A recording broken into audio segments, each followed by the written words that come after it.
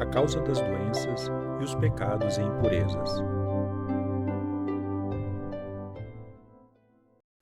A causa das doenças está nos nódulos de sangue turvo e de pus, que são projeções das nuvens do espírito da pessoa. De onde surgiram essas nuvens?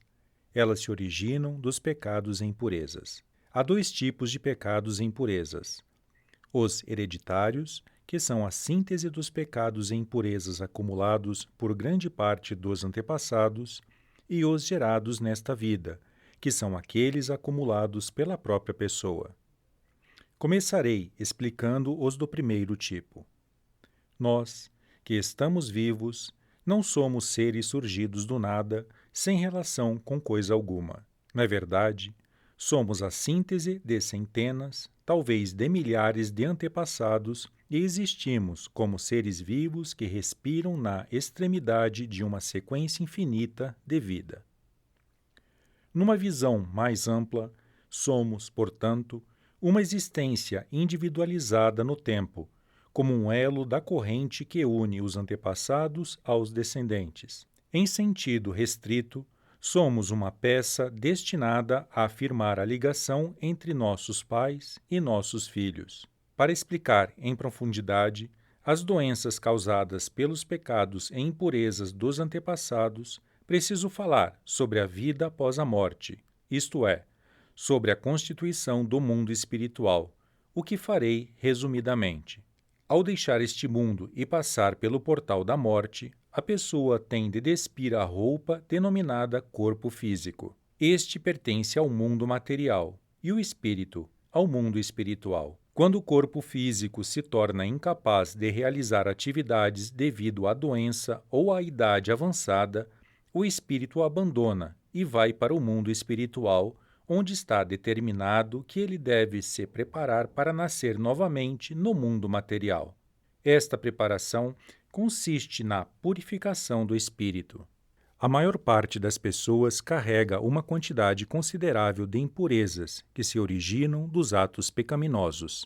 Assim, quando são submetidas ao julgamento do mundo espiritual, feito com absoluta imparcialidade, a maioria acaba caindo no inferno. Ali, os espíritos dessas pessoas se elevam gradativamente por meio dos sofrimentos advindos das punições decorrentes de seus pecados. Nessa ocasião, impurezas espirituais, que são os resíduos da purificação dos pecados e impurezas, fluem contínua e incessantemente para seus descendentes que vivem no mundo material. Como estes são a soma de seus antepassados, os resíduos são compartilhados entre os descendentes, de acordo com um tipo de lei redentora de causa e efeito. Por ser uma lei do Supremo Deus, constituinte de todas as coisas, o ser humano não tem outro recurso senão submeter-se a ela. Esses resíduos espirituais fluem sem cessar para o cérebro e para a coluna vertebral dos descendentes. Ao penetrarem em seus espíritos, imediatamente se materializam na forma de substância purulenta, que é a origem de todas as doenças. Falarei sobre o segundo tipo de pecados e impurezas, aqueles acumulados pelo próprio indivíduo e que todos entendem com facilidade. Ninguém consegue passar uma vida inteira sem cometer pecados. Estes podem ser de diversos tipos e classificados em graves, médios e leves. Exemplificando, há pecados contra a lei, contra a moral ou contra a sociedade. Há também pecados físicos, que se manifestam em atos, e pecados psicológicos, que são cometidos apenas na mente da pessoa. Conforme disse Jesus Cristo, o fato de desejar a mulher do próximo já constitui pecado de adultério. Apesar de ser um mandamento bastante rigoroso, é uma afirmação correta.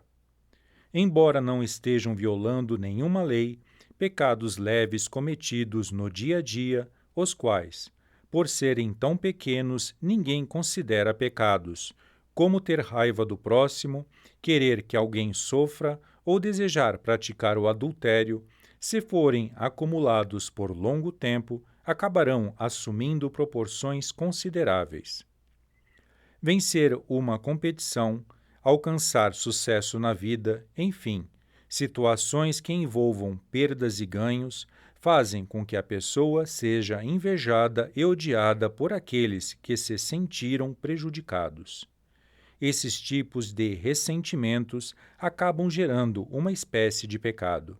Tirar a vida de seres vivos sem necessidade, ser preguiçoso, agredir as pessoas, desperdiçar recursos e bens, não cumprir os compromissos, mentir, dormir demais pela manhã, etc. Tudo são pecados que as pessoas acumulam sem saber. Essa infinidade de pecados, mesmo sendo leves, ao longo do tempo, acumulam-se no espírito em forma de nuvens. É comum pensar que os recém-nascidos não possuem pecados, mas não é bem assim. Todos os seres humanos, até se tornarem independentes, vivem sob a tutela dos pais e, por isso, devem dividir com eles a carga dos pecados e impurezas. Poderão entender melhor este raciocínio fazendo uma analogia com as árvores. Os pais constituem o tronco, enquanto os filhos são os galhos e os netos os galhos menores. Assim, é impossível as nuvens espirituais dos pais não exercerem influência sobre os filhos. Não haverá erro se pensarmos que são três as principais causas das doenças: os pecados e impurezas herdados, os pecados e impurezas gerados nesta vida e as toxinas hereditárias. Por Meixo Sama, em 1936. Coletânea Alicerce do Paraíso, volume 3.